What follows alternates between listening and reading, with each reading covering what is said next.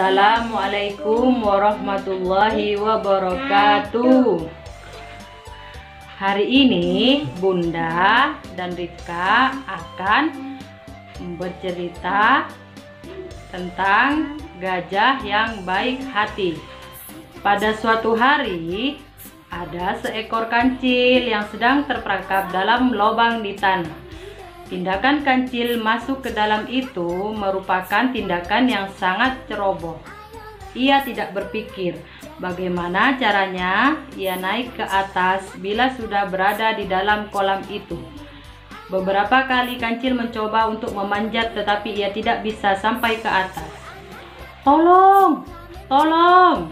Si kancil tidak bisa berbuat apa-apa.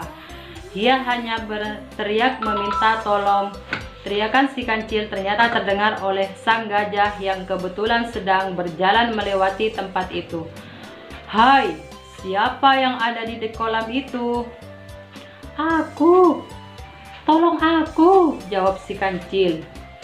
Siapa kau? Tanya gajah. Aku, si kancil sahabatmu. Kenapa kamu bisa di dalam kolam ini? Dan berteriak meminta tolong. Kancil terdiam sesaat mencari akal agar gajah mau menolongnya.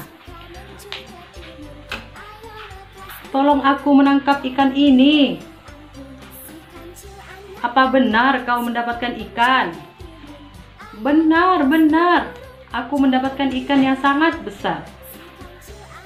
Tapi bagaimana caranya aku turun ke bawah? Tanya si gajah. Sebaiknya kamu langsung turun saja ke bawah, sebab jika tidak cepat-cepat ikan ini bisa lepas. Gajah berpikir sejenak.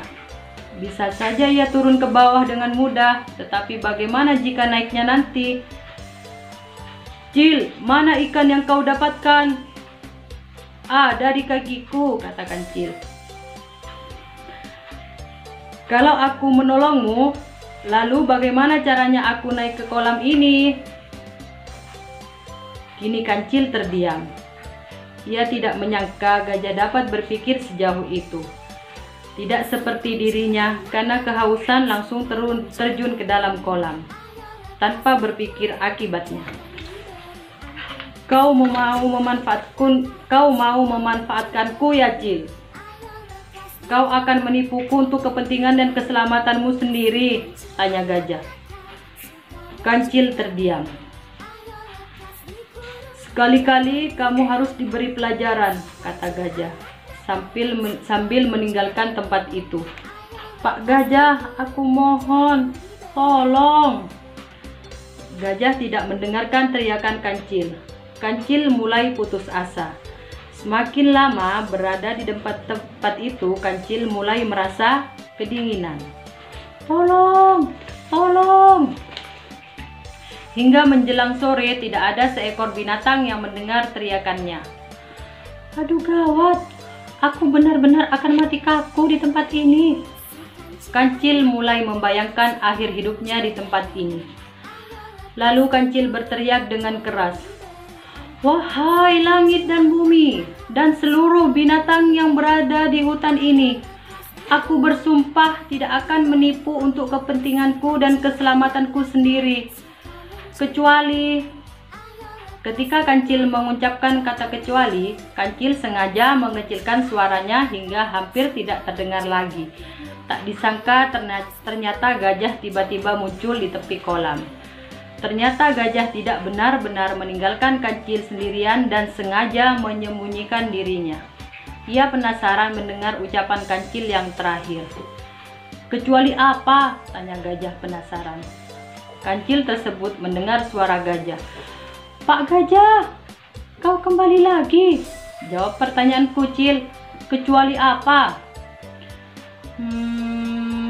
Kecuali terpaksa untuk menyelamatkan diri. Karena aku hewan kecil yang sering terancam oleh harimau, singa, serigala, dan binatang lainnya yang jahat. Oh begitu, sahut Pak Gajah. Sekarang apakah kamu sudah sadar? Dan akan berjanji tidak akan menipu, jahil, iseng, dan perbuatan yang merugikan binatang lain. Benar Pak Gajah. Betul. Betul Pak Gajah, saya benar-benar berjanji. Baiklah, sekarang aku menolongmu, Cil. Gajah menjulurkan belalainya yang sangat panjang untuk menangkap kancil dan mengangkatnya ke atas. Begitu sampai di atas, kancil berkata, "Terima kasih Pak Gajah, saya tidak akan pernah melupakan kebaikanmu ini." Sejak itu, kancil menjadi binatang yang sangat baik. Ia tidak lagi berbuat iseng seperti yang pernah ia lakukan pada beruang dan binatang-binatang yang lainnya. Jadi pesan moral dari dongeng anak PAUD Gajah yang Baik Hati ini yaitu, janganlah perbuatan baik orang lain kita balas dengan kejahatan. Demikianlah dongeng cerita Gajah yang Baik Hati. Semoga bermanfaat bagi teman-teman semua. Terima kasih.